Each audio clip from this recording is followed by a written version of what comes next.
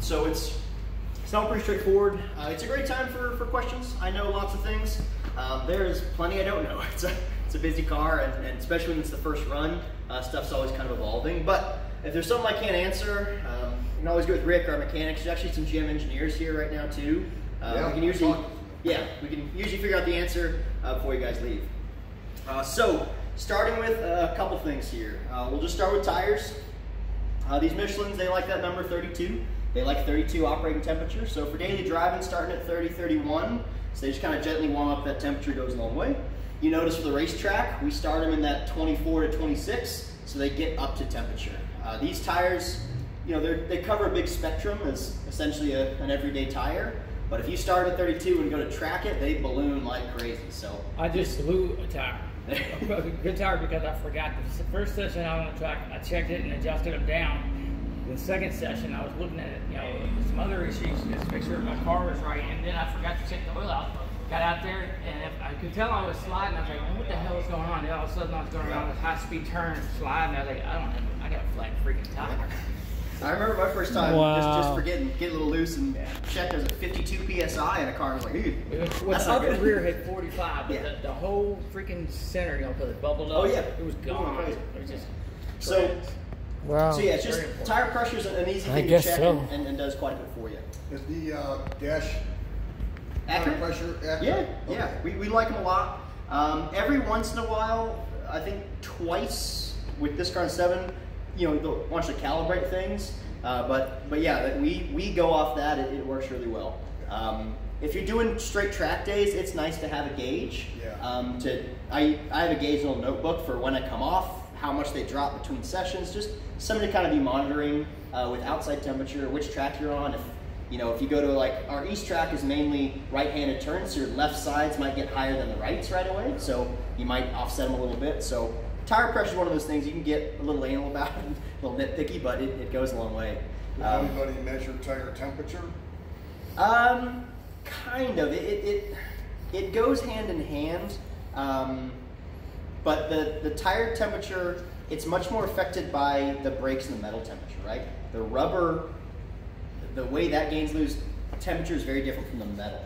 So like if I just put tire warmers on and went out, it might dissipate a lot quicker. But if I go out and actually heat up my brakes and get the metal inside, you know, that's what's creating temperature. That's when you see guys like doing like slalom snake stuff. That's not going to heat you up as much as just some good braking. Just generate heat through the whole piece of metal heat. Thank you. The alignment in these cars, this car is very sensitive to alignments. Absolutely. If you're not quite right, it's very noticeable. If it's a little bit off. There is a track alignment, which these are all set to.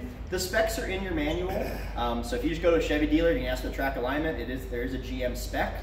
It's just a tiny bit more toe, a little bit camber. It basically lets the tire level out a little more in the faster corners. If you go out with just the street alignment on the racetrack, just a lot more noise. The front end just doesn't have quite as much bite as you'd like it to, so definitely something if you're into tracking, the alignment's something to pay attention to. The other big one with this car, even from the C7, is the torque on the wheels. So these wheels are 140 foot-pounds all the way around. It's a lot.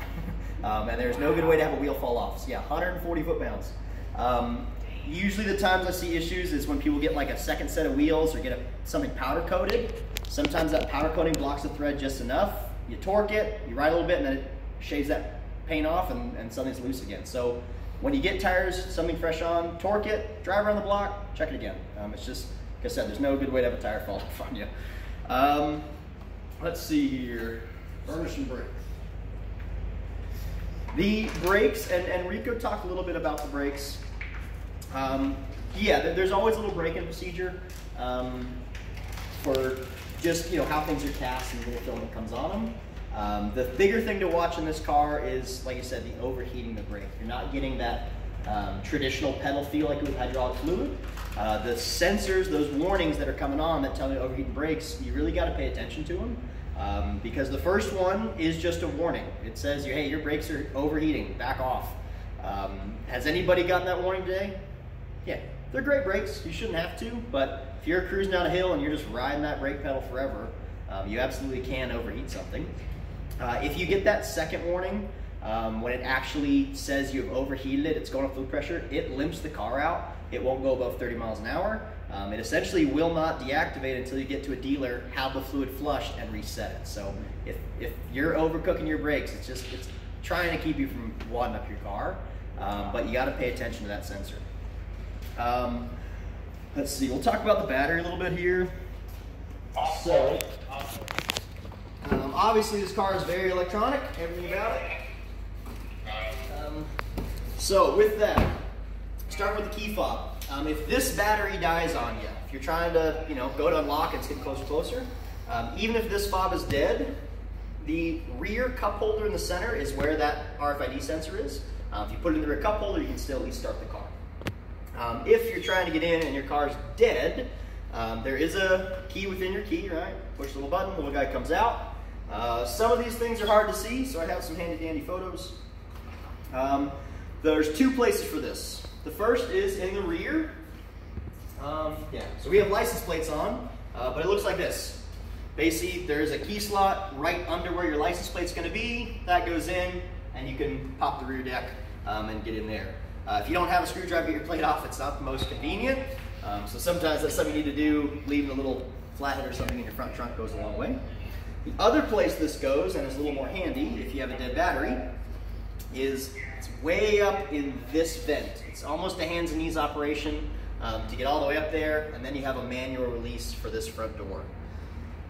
Once that's open, there is a manual release for the front trunk. And same thing. This is a close-up photo of it, and it's still not that great.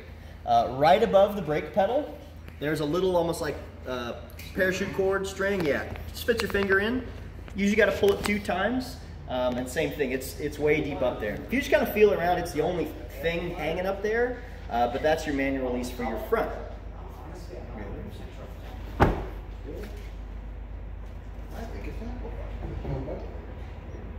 Once that pops open, we can get to our battery and certain things, and I'll do that. Just as opening this, there's a couple things I was pointing out. The manual release in here, the electronic one, it's right in line with the headlight, little rubber button down here. This opens. This is not a heavy hood. Don't slam it. It won't latch just by trying to throw it down. Usually just getting down and just kind of pressing through that latch is going to be a little more effective.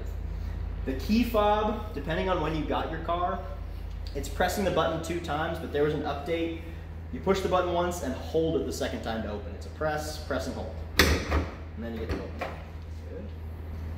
So once we get this open, this little 12 volt is the one that is live to the battery. So if you have a trickle charger, if you're somebody who stores your car in the winter, you can trickle charge directly into that cigarette lighter, and it'll charge your battery without having to take off all the stuff I'm about to.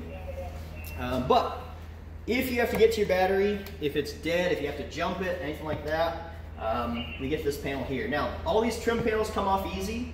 They're plastic panels. If you pull them the wrong way or yank them, you will break it. So it's just, they stick in straight. So you just kind of got to get your fingers underneath, and you're just trying to pull straight out and just kind of work your way down. And those little tabs pop out. Good. And there's just these little push pins that go in. You do the other side.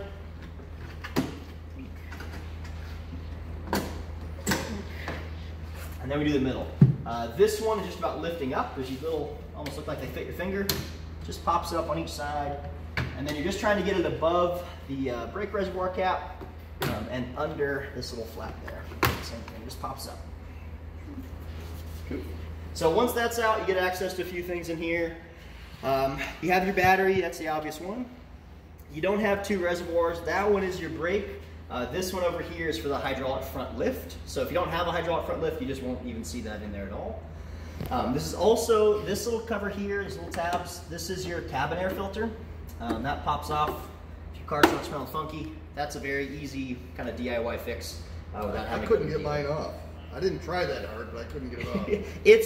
It's just underneath. Basically, there's 2 tabs either side. There's 2 tabs, and then is there something else? You just gotta believe in yourself. Oh, okay, you pushed it back. Okay, I didn't try that. Yeah. Okay. No, you're good. It's okay. all that, like I just tried just lifting. I'm like, I don't want to lift it anymore. Yeah, it's just that little bit tight. You just kind of find where it grooves in. Okay. And then where it grooves on.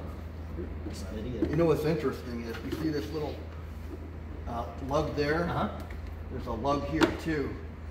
And what you can do is you can put a motorcycle battery adapter on that, and then I just run it up through here, and I could charge the battery with the front closed. There you go. Because the battery tender has the same fitting on it. Okay. So you don't have to plug into that, you know, Leave you your got front rodents open. or something. Yeah.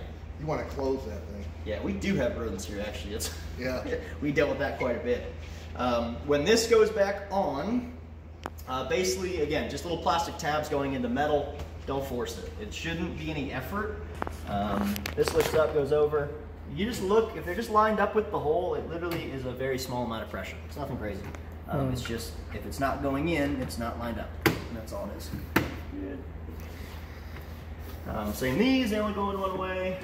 Just find the slot, clicks on, and that's easy peasy. All right. What color cap are you looking for? I know that the front lift cap got changed. The blue. Should be blue. So the black. It's like a baby blue. And is 2021 still the same thing? You still got to look for the blue cap? Yeah, the blue cap is what you should have. It's the one that they replaced because it was leaking or breaking or whatever. So back order. yeah. So I want to. Still curious. I'm gonna let this open. I swear it's. Nope, that's locked. I was gonna say I think this red mist is 2021. But yeah, it's a very obvious blue cap, yellow on. And same thing if you're not leaking yet. You might have been one of the lucky ones, but yeah, I know that's what caught so many people with a lot of things. The rear wing, this, that, and like it's just hard getting parts, hard to get things assembled. So. And it's just vented and non-vented. It seems like you put a garbage bag over it and close it. Yeah, I mean Or it's. another gasket just to make it tight. Yeah, it's the trouble with all this stuff. Any kind of hydraulic pressure, right? Is if you get dirt or air in it, then things don't work that well. Same Yeah. with brake fluid. Or And who's to say if that baggie's going to take that fluid and not just melt into your...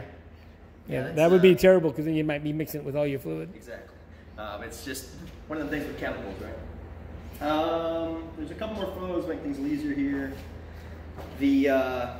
So this is basically right in the passenger footwell underneath your glove box. That is another cap for another cigarette lighter. So guys who use like radar detectors, stuff like that. There is another 12 volt, but it's a black cap way deep in the passenger footwell. But there is another 12 volt in there. Yeah. Nice. But of course, you guys don't need that because you don't need radar detectors because you're all Right. following the speed limit all the time. Unless we're in Mexico, then we just want to know how fast we're going. Yeah. Yeah, I'm gonna wander around. So we pop the back here under the E for entry. This opens up. E for entry, I like that. Yeah, little fan favorite for my tall guys. This actually opens a little more, just so you can get your head under a little bit. Yeah, this was our solutions to our rodent problem. During quarantine, you know, we have a lot of cars and not enough garage space. So while things were parked, little bastards were coming up and chewing through these suspension cables, which are, Oh, again, you added that? we did, yeah. This is nothing fancy. This is like HVAC heat tape, basically. Oh. And it was just, yeah, it's something about the smell of this cable. They're just coming up and chewing through them. So I heard that it's like an oil, like a Yeah. not oil base or sunflower oil. Yeah. something Whatever it is, that. they That's- like it, huh? yeah, Yeah. it's Soy. They Yeah. should do that to ours? Is that what you're saying? If you got rodents Yeah, if you anywhere got- near yours. yeah. I mean, like I said, I'm sure it also, you know, we're not dealing with a whole lot of heat issue. I mean, that stuff is ready for, but yeah, that's all it is. It's nothing super fancy. It's not. It's just stuff was getting chewed through on our end. We have these little desert So roads. you've done that. What else have you done? Covered That's it. Yeah, It goes all down. these other things like this is factory. Yeah. The heat shrink factory. It was this cable right here. I'm gonna do the same to coming mine. back. Yeah. Yes, sir. You recommend the catch can, oil catch can? There's two sides to it. Any kind of extra filtration or anything like that's filter more particulates is great. The downside of catch cans is if you're not paying attention to them, when they get filled, then you start dumping in all that crap directly back into your intake. So if you're someone who cares about your car and is checking your fluids and checking your filters, and you're good at keeping up with it, yeah, absolutely. I mean, you can never have too much filtration or I heard cleaning. that it may actually void a warranty if there's an oil Related problem. related problem. Yeah. So that's the kind of stuff where you got to be careful because it's like anything they don't give you. There's a reason they didn't give it to you, and it's because they're trying to make your life easy. But like I said, if you're just every day in your car, not just the kind of casual cruise, not doing that much miles, it's not that huge a thing. If you're doing kind of bigger power upgrades, if you're tracking regularly, obviously the more cooling and filtration you get, the better. But that's where some of that personal preference and weighing the pros and cons, because you're not going to ruin anything unless you ruin something, right? How many days normally You will gotta it go cut the before a factory catch can tubing. fills up? Yeah. How long will it last, on the track? Because you all don't have them, so. Yeah, no, we don't That run them. important. Yeah, the only thing that we do to these cars, we take out the glove box, we do an alignment, we do 1,500 miles break-in. So they only ask for 500, really 1,000 if you're going to go right to a track. So who breaks them in? The instructors and some of the management. Yeah, so we live I live in Vegas. We do that commute every day. Yeah. Oh, So wow. 1,500 miles does not take long. So you give it to me, and it also helps because we're still, we're covered under the GM insurance, everything. Right, right. It just makes it really easy that if I don't break a car here, hopefully I don't break it out there either. But honestly, it's stressful because you have to be really ginger, and just everybody and their mother's trying to race you, and They all want to see you and take pictures, you're not and, allowed to go over 3,000. and they want to throw rocks on your windshield. I'd be more worried about somebody vandalizing. Yeah, it's definitely, honestly, there's quite a few instructors who don't do it because it's not worth the stress. Like, best case scenario, you keep your job, right? So. Yeah, worst case scenario. For me, it's a comfy car, it's got a good sound system, and I'm not paying for gas. So Yeah, exactly. When gas is $4.50 a gallon, sure, give me a car. Yeah. But the couple things back here. So the oils, if you've not been around a dry sump system, engine needs to be warm, engine needs to be running to get an accurate reading. If you just pull it cold, Really? yeah, 'cause it's just a system pumping that fluid around. So when it's just sitting, it's not quite right. What is a cool upgrade is the oil. The Mobil 1 Dexos 2 ESP zero emissions or emission sensor protection. Yeah, the 040 weight. The C7 you had to switch between oils if you were streeting and tracking. You had to go to a heavier. And most of their issues they found with engine damage was from cold starts, because people don't really warm up cars before they drive anymore. They just kind of hop in and go. So the 040 covers broader spectrum. It's much better on the colder temperatures, just hop in and drive. But it's good for up to 500 degrees on your engine, which if you're hitting 500 degrees on your engine, you got problems. Yeah, you got problems. So the oil's great. The oil's fine. Get the other car off your car. But yeah, they're real proud of that oil. So now it's street and track use. You don't got to worry about it. That's what we run, even all you're doing, even in this It's temperature. 12.5 quarts now. The ZR1 was like 13 quarts or some crazy. Yeah, that is the downside of a dry sump. It's a ton more fluid because How many quarts is in here? Less than last year's. Well, like I said, Less than it's less, P7's. but it's not the old 4.5 quart. Yeah, right. Yeah. How many does this one hold? 7.5. 7.5. Yeah. Yeah. Yeah. You change it, it's 7.5. Yeah. Okay. Let's see, and people ask if you can do the oil change yourself. You absolutely can. When you lift it up, there's the bottom has a lot of covering, but there's space to get to the drain plug, and the oil filter is exposed. Yep. The rest of it looks almost like one flat sheet of metal, but that stuff is accessible. It's harder just getting a jack and getting underneath it enough if you don't got to lift. Well, I'll tell you, the Rhino ramps work great. Yeah, those race On ramps, this? absolutely. No, not even race ramps. Rhinos work in the back. Oh, they do. If you back up, they work. You can drive on it? Well, I haven't tried that yet. Does it have the pucks inserts? They have the space for them, so yeah, we just Okay. use hockey pucks. Yeah. You'll see the space. I want to say it must not be in here. I have a photo of all the jacking But points. it's like the C7. It goes in there and it stays there for like track people. That If you want to buy them, but Yeah. these Yeah. guys probably just put the magnetic Yeah. ones in. We don't even do that. We literally just use a hockey puck right in. I got So hockey sit. pucks. But yeah, it's got the same. Like if you can get under one, you'll see. And like I said, I don't have it here, but I'll bring a photo in class for the end and just show you the jacking points, because when you look down underneath, it's obvious. It's just trying to find it from the side is what's going to get you. It's the one with the oval, not the holes. Right. Yeah. But you can get permanent ones for like $40 on Amazon.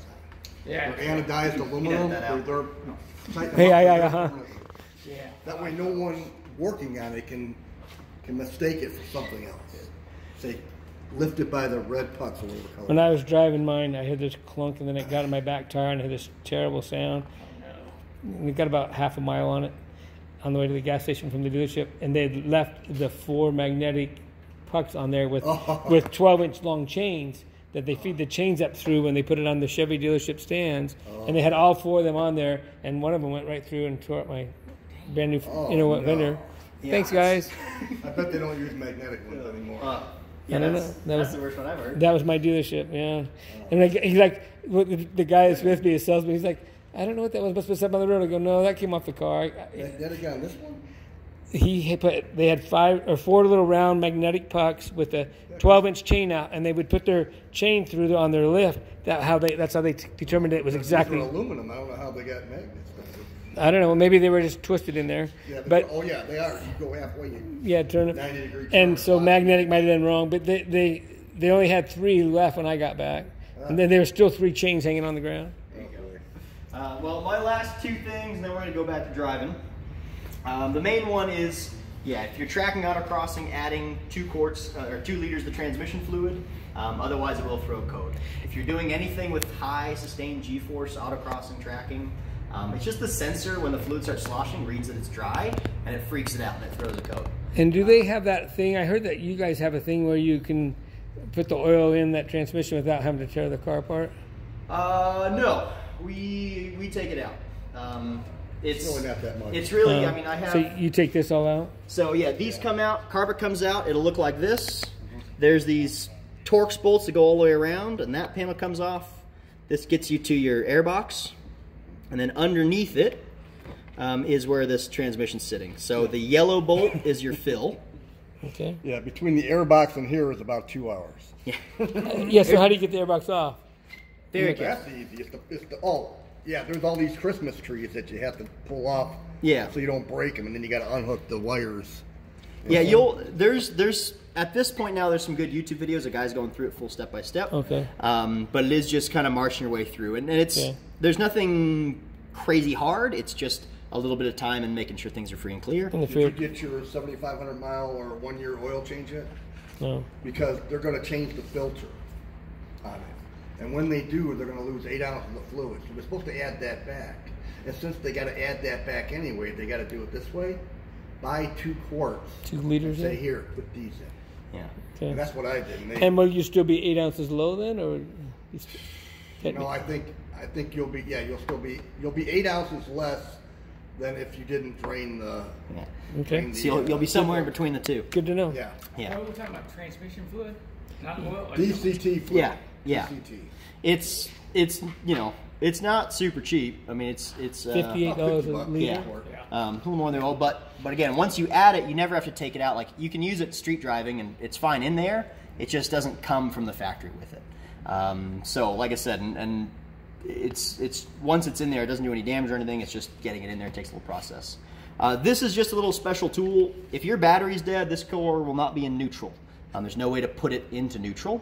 So if you're towing it, there is that has to go on that same thing to manually lock it into or get it out of that park. How do you get to it? Take off the entire thing. The back here. This that you can this see is it? that same back Correct. that we this just is the seen. exact same back. Oh, why you got to take off the Airbox. Yep. Yeah. So it's why if you can just get power to the battery, you can just hold that start button for about 10 seconds to actually start in the car. Like if you had some issue, and then neutral, and then you can move it. So if you're going to tow the car, even though it you can't won't fix start, you just hold it for 10 seconds, and then you can put it in if you neutral. put on the brake, if you just hold the button, you'll get auxiliary power without starting the car. Oh, yeah. And then we can change the transmission to drive, or from park to neutral. If you have to tow the car and that's not an option, it just means the wheels have to be dollied. You can't just drag the thing.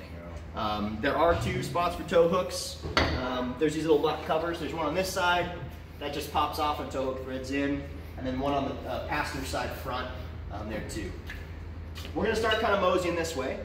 A question real quick. If you're only tracking the car, how often do you have to change, like, I know what the brake fluid is, but like the power steering or what y'all call the new... There's no power steering. Yeah. Brake fluid, you're supposed I'm to talking about the change. C7 or whatever that is, but do you ever have to change that? I can ask Leanne. They did it with intervals. And I'd have to see about those fluids. I'm not remembering off the top of my head. I just know a lot of stuff that